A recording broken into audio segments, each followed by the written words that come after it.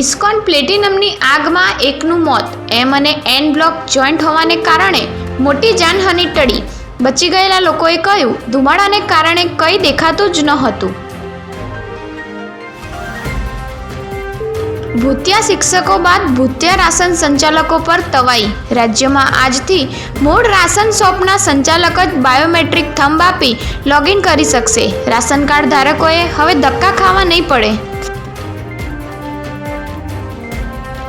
Door to door waste collection વાહનોને લીલી ઝંડી. નડિયાદમાં 1.8 કરોડના ખર્ચે ખરીદાયેલા door to door waste collection વાહનોને લીલી ઝંડી.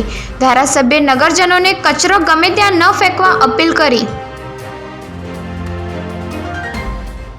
ભાવનગરમાં ભાજપનું સ્નેહ મિલન. શહેર પ્રમુખ અભયસિંહે કહ્યું, નર્મદાની લાઈન નંખાતી હતી ત્યારે કોંગ્રેસ કહેતી કે ભૂંગળામાં હવા આવે તો સારું. આજે 24 કલાક પાણી આવે છે.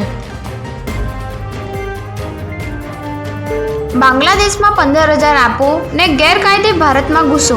4 વર્ષ પહેલા મહિલા બંગાળથી ભારતમાં પ્રવેશી. 3 વર્ષ સુરતના અલગ અલગ સ્પામાં નોકરી કરી. આધાર કાર્ડ પણ બનાવ્યું.